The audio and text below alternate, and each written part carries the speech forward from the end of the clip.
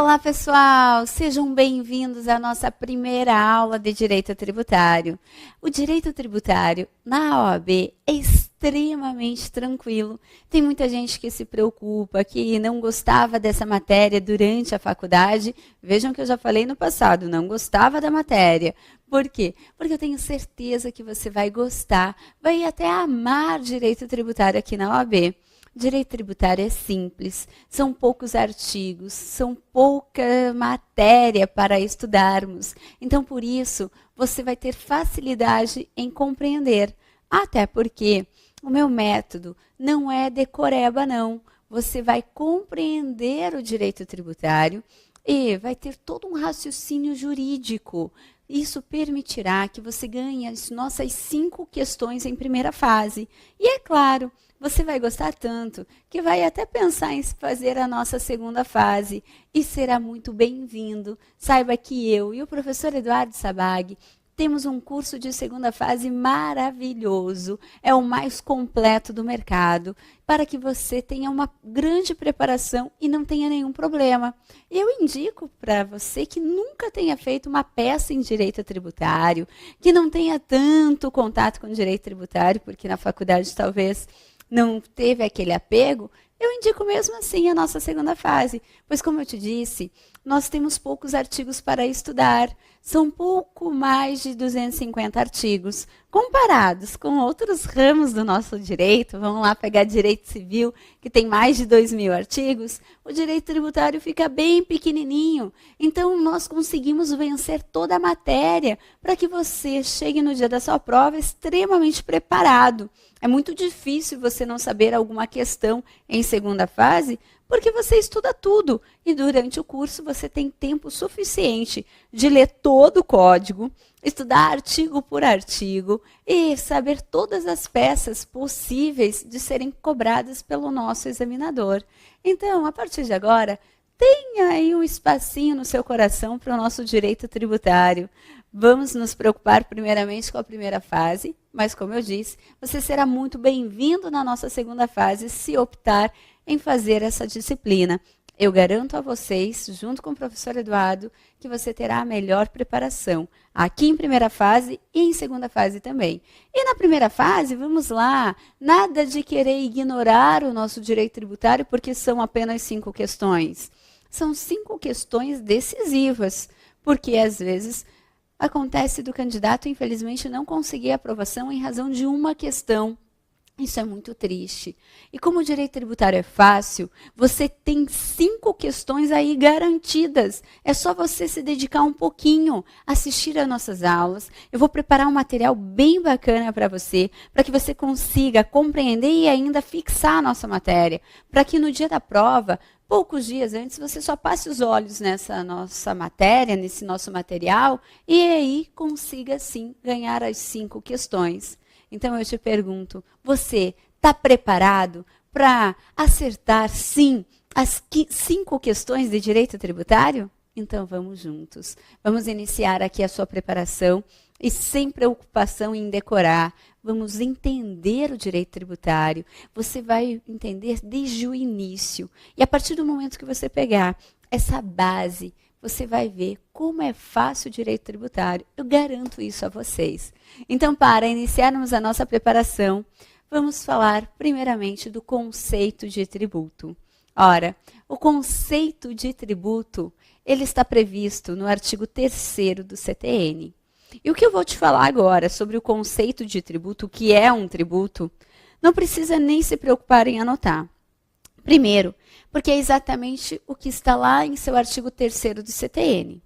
E, em segundo lugar, que na verdade, você já tem esse conceito de tributo aqui, ó, na sua mente. Você vai perceber isso.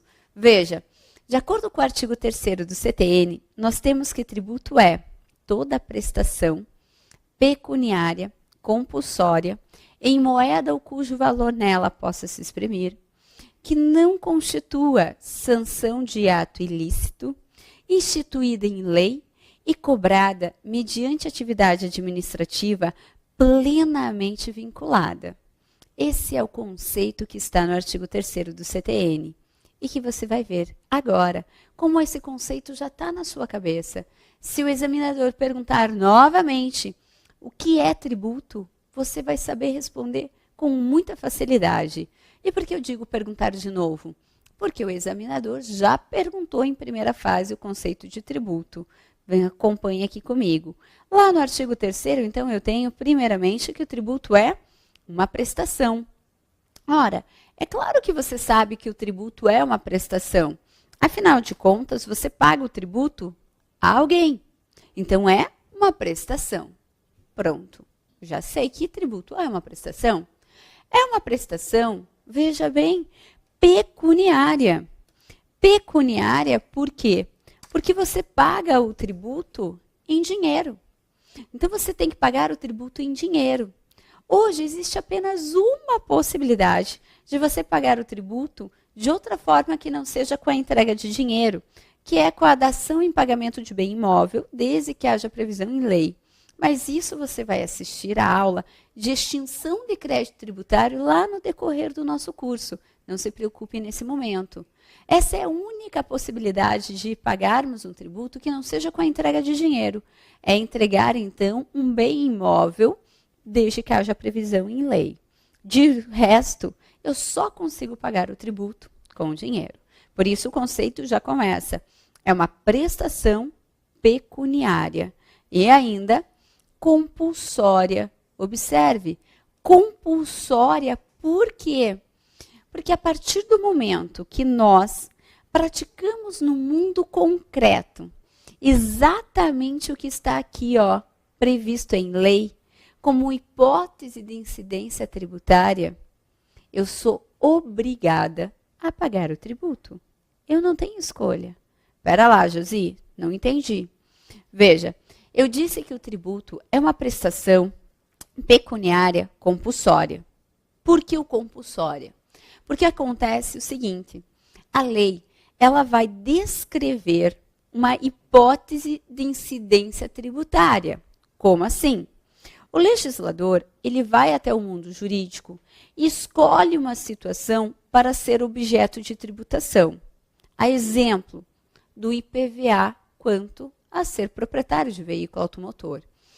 No IPVA, o legislador foi até o mundo jurídico e escolheu, para sofrer a incidência do IPVA, ser proprietário de veículo automotor. Então, a lei, ela descreve, ser proprietário de veículo automotor tem que pagar IPVA. Essa descrição, quanto à eleição do legislador para aquela situação sofrer a incidência tributária, é chamada pela doutrina, legislação e jurisprudência de fato gerador. Então, a partir de agora, eu já vou olhar para a lei e perceber que aquilo que nosso legislador escolheu para ser objeto de tributação é o fato gerador. Fato gerador, parêntese, é, portanto, a situação eleita pelo legislador para sofrer a incidência tributária. Qual é o fato gerador do IPVA? Ser proprietário de veículo automotor. É aquilo que o legislador escolheu para sofrer a incidência tributária. Tá bem. E aí, quando eu pratico no mundo concreto exatamente o que está aqui previsto em lei, nasce imediatamente, infalivelmente, o dever de pagar o tributo.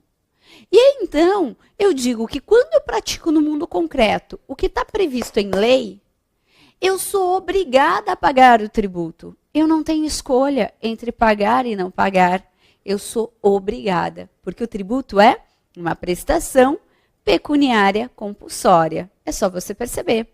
Se você é proprietário de um veículo automotor, você tem escolha entre pagar ou não pagar o IPVA? Claro que não. Você é obrigado a pagar o IPVA, porque o tributo é uma prestação pecuniária compulsória. E ainda, o artigo 3º repete que eu tenho que pagar o tributo em dinheiro. Repete quando ele diz assim, em moeda ou cujo valor nela possa se exprimir.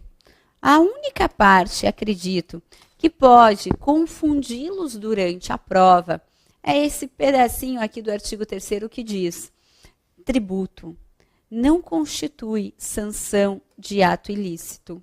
Ora, Isso significa dizer que tributo não é pena, tributo não é castigo, tributo não é sanção, não é multa. Tributo não é sanção de ato ilícito. Tributo não é pena, não é castigo, não é multa, não é sanção. Eu pago tributo não por estar violando a lei. Ao contrário, né? Eu pago tributo justamente por estar agindo em conformidade com a lei. Se a lei diz ser proprietário de veículo automotor tem que pagar IPVA, se eu pratico no mundo concreto o que está previsto em lei, ou seja, se eu sou proprietária de veículo automotor, eu sou obrigada a pagar o IPVA. Então, o tributo não é uma sanção, não é uma multa, não é porque eu agi errado que eu tenho que pagar tributo. Ao contrário, como eu disse, é justamente por estar agindo em conformidade com a lei é que eu tenho que pagar o tributo. E é claro que o nosso legislador, quando ele vai até o mundo jurídico para escolher uma situação para sofrer a incidência tributária, ele sempre vai escolher atos lícitos para serem objeto de tributação. Isso vale a pena destacar. O legislador, ele só pode escolher atos lícitos para ser objeto de tributação. Os atos devem ser lícitos. Você jamais vai encontrar, por exemplo, em uma lei que vender drogas tem que recolher ICMS. Você jamais vai encontrar isso, porque o legislador, ele só pode escolher atos lícitos para ser objeto de tributação. Agora, guarde. Importante, caiu a exatos 5 exames. Os frutos de uma atividade ilícita, esses sim podem ser objeto de tributação. Calma lá, Josi, não entendi. Então vamos mais uma vez. O legislador, ele só pode escolher atos lícitos para ser objeto de tributação, ok? Mas os frutos de uma atividade ilícita, esses sim podem ser objeto de tributação. Por quê que os frutos de uma atividade ilícita podem ser objeto de tributação? Vamos raciocinar, sem decorar, raciocínio. O que acontece é que para o direito tributário, o que importa é que tenha ocorrido o fato gerador. Então, para o direito tributário, se ocorreu o fato gerador, não importa de onde ele venha. O que importa é, praticou o fato gerador? Pratiquei. Praticou o que está aqui previsto em lei que incide o tributo? Sim. Então, não importa de onde venha, não importa o que for, o que é, vai ter que pagar o tributo. E é por isso, então, que eu chego nessa conclusão, que os frutos de uma atividade ilícita, eles podem ser objeto de tributação, porque para o direito tributário o que importa é que tenha ocorrido o fato gerador. Não importa de onde venha, o que importa é que ocorreu o fato gerador. Guarde isso, que você não vai errar mais nenhuma questão sobre isso na sua prova. Guarde, no direito tributário, o que importa é que tenha ocorrido o fato gerador. Não importa mais nada, o que importa é que tenha ocorrido o fato gerador. E de onde eu tiro essa conclusão? Que o que importa é que tenha ocorrido o fato gerador? Primeiro fundamento é no artigo 118, inciso 1 do CTN.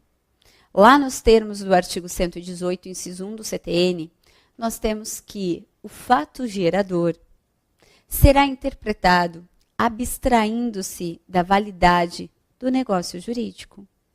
Acompanhe comigo para irmos com calma. Então, nos termos do artigo 118, inciso 1, tenho lá a definição legal do fato gerador é interpretada abstraindo-se, 1, da validade jurídica dos atos efetivamente praticados pelos contribuintes, responsáveis ou terceiros, bem como da natureza do seu objeto ou dos seus efeitos. Então, como eu disse, para o direito tributário o que importa é que tenha ocorrido o fato gerador, não importa de onde ele venha. Por quê? Porque eu vou olhar para o fato gerador, irei interpretá-lo, abstraindo-se da validade do negócio jurídico. Olha o exemplo. qual é o fato gerador do imposto de renda? O que foi que o nosso legislador escolheu para sofrer a incidência do imposto de renda? Oferir renda. Então, a pessoa que ofere renda, ela vai ter que pagar o imposto de renda, porque ela praticou o fato gerador do imposto de renda. Oferir renda, ok. Mas e aí? E aí, que a pessoa que ofere renda, ela tem que pagar imposto de renda. Não importa de onde vem a renda. Exemplo, um traficante de drogas, ele ofere renda com a venda de drogas. Ele vai ter que pagar o imposto de renda sobre aquela renda oferida em razão da venda de drogas. Como, Josi? Porque para o direito tributário o que importa é que ele praticou o fato gerador do imposto de renda. Não importa de onde vem aquela renda. Deixa que o traficante de drogas se resolva lá com o direito penal. Aqui no direito tributário, praticou o fato gerador, tem que pagar tributo. Auferiu renda com a venda de drogas se resolva lá com o direito penal. Mas auferiu renda, vai ter que pagar o imposto de renda. Esse é o primeiro fundamento que justifica a tributação dos frutos de uma atividade ilícita, que eu interpreto o fato gerador, abstraindo-se da validade do negócio jurídico. Segundo fundamento é que no direito tributário nós aplicamos o denominado princípio pecunia non olet. Princípio pecunia non olet. O que é esse princípio? Significa dizer que o dinheiro não tem cheiro. A primeira vez que foi dito o princípio da pecunia non olet foi justamente quando o rei pretendeu cobrar dos seus súditos sobre a utilização dos banheiros públicos. Nesse momento, os súditos se revoltaram e falaram: rei, não pega bem você cobrar pelo uso dos banheiros públicos. Não cheira bem o que as pessoas fazem lá dentro. E o rei então olhou e disse: não importa se o que as pessoas fazem lá dentro cheira bem ou não cheira bem. O que me importa é que estão utilizando um bem público. E se estão utilizando um bem público, vão ter que pagar, porque, afinal de contas, o dinheiro não tem cheiro. Então, o princípio da pecunia non olet foi exatamente essa a resposta exigida pela banca da FGV quando ela cobrou isso em primeira fase. A pergunta era que os sócios estavam exercendo atividades ilícitas, como a venda de drogas, e mesmo assim foram autuados para pagar o imposto de renda. Marque a alternativa correta. Letra A. Não devem pagar imposto de renda porque praticaram atividades ilícitas. Errada. Letra B. Deve sim ser recolhido o imposto de renda em nome do princípio da pecunia non olet. Afinal de contas, o dinheiro não tem cheiro. Certo? Então, cuidado com isso na prova. Já caiu e pode cair de novo.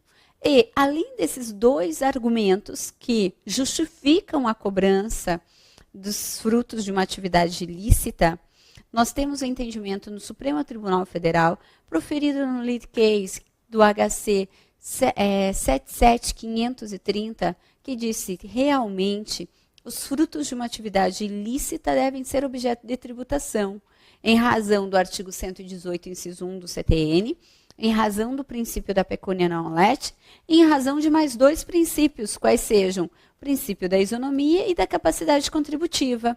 Sobre esses dois princípios, nós teremos uma aula exclusiva para falarmos a respeito. Então, não precisam se preocupar em anotar. Só vou falar o conceito para você compreender esse entendimento do Supremo, que definiu, de uma vez por todas, que, de fato, os frutos de uma atividade ilícita podem sim ser objeto de tributação. Quanto ao princípio da isonomia, previsto no artigo 150, inciso 2 da Constituição Federal, nós temos que trataremos igual as pessoas iguais e de forma desigual as pessoas desiguais.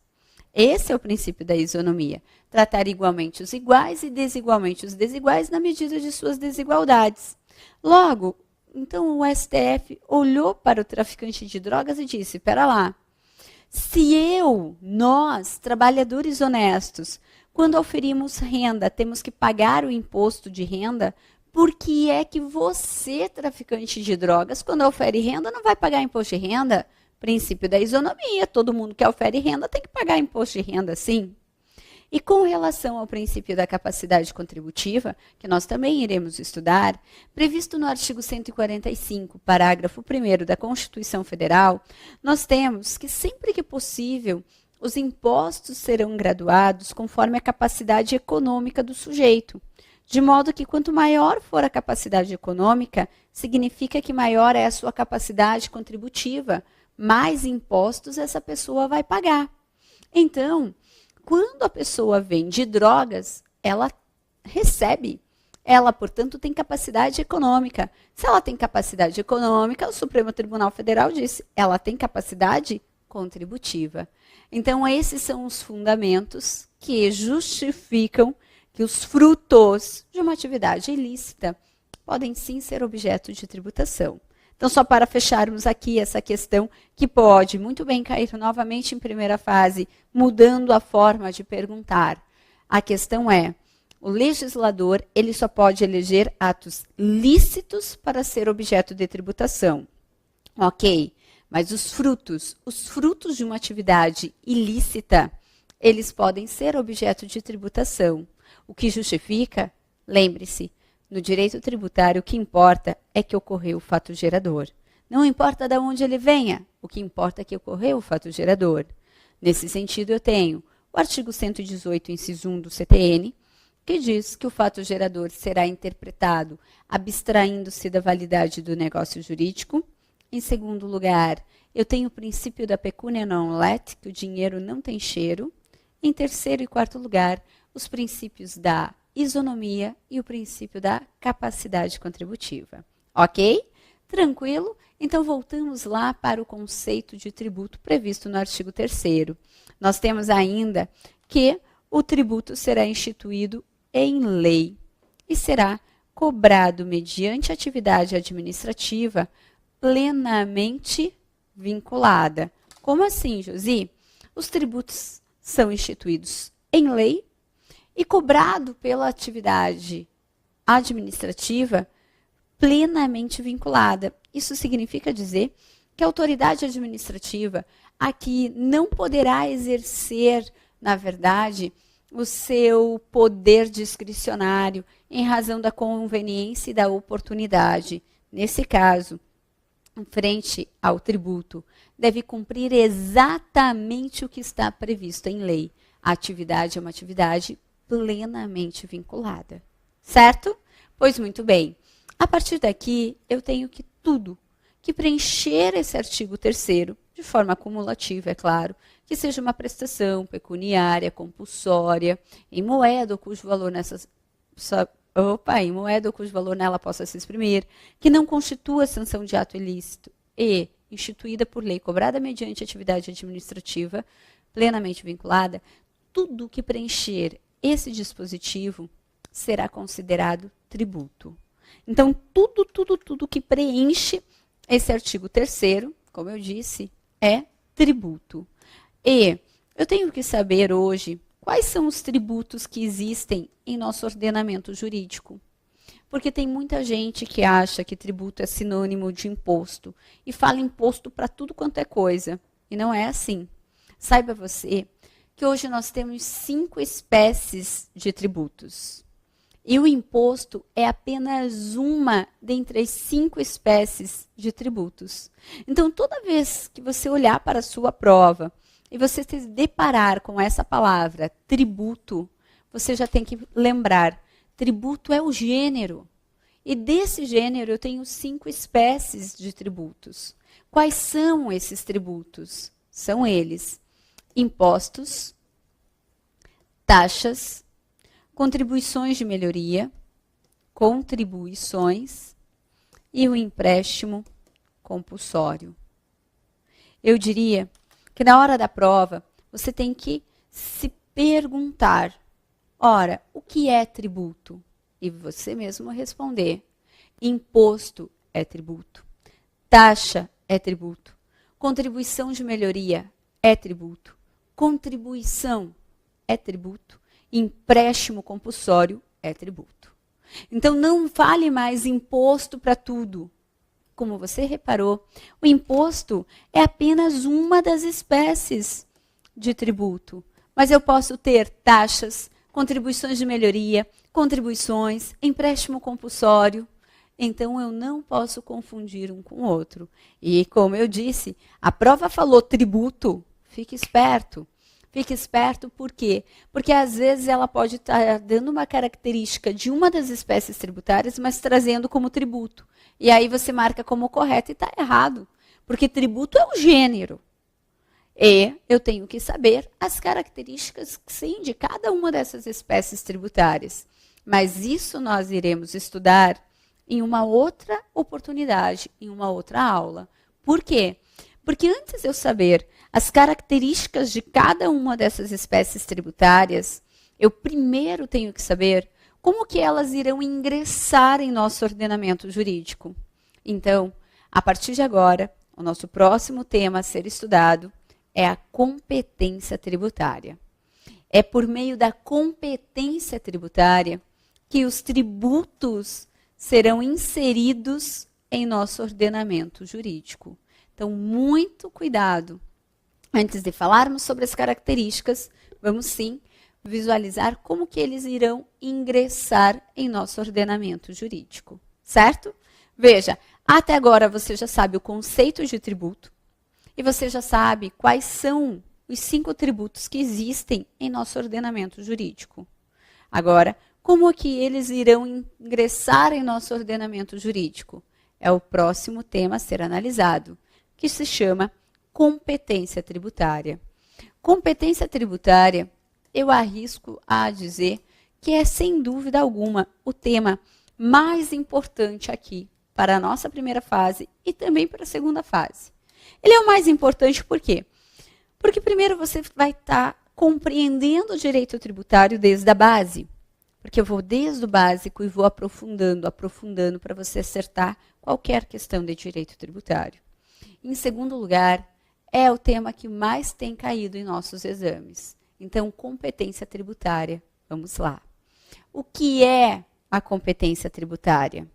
A competência tributária é a outorga de poder concedido pela Constituição Federal aos entes federativos, União, Estados, Distrito Federal e municípios, para eles criarem e majorarem tributos. Então, veja, a competência tributária, em resumo, é o poder de criar e majorar um tributo. Toda vez que você olhar para a prova e estiver escrito criação, majoração de tributo, é porque você estará frente à competência tributária. E veja, quem é que tem a competência tributária? Quem é que pode criar o tributo? Apenas e tão somente os entes federativos, União, Estados, Distrito Federal e municípios. Apenas os entes federativos é que podem criar os tributos. Por quê? Porque nós acabamos de estudar no artigo 3º que os tributos serão instituídos por meio de lei.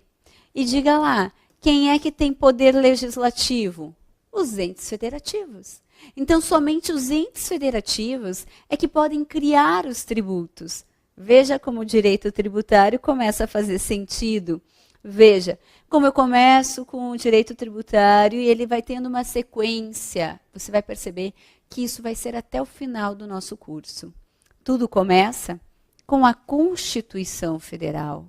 É a Constituição Federal que outorga poderes para os entes federativos, para eles criarem e majorarem os tributos. Logo, a Constituição Federal, ela não cria tributos. A Constituição Federal, ela dá o poder para os entes federativos, para eles criarem os tributos. Então, competência tributária é o poder de criar e majorar um tributo. Eu não posso confundir a chamada competência tributária com a competência para legislar o direito tributário. São coisas distintas e, por 2 vezes, a FGV, em primeira fase, já cobrou o que é competência para legislar o direito tributário. Então venha comigo para o nosso próximo bloco, para que você compreenda bem a diferença entre competência tributária e a competência para legislar o direito tributário. Não saia daí, eu estou te esperando lá no nosso segundo bloco.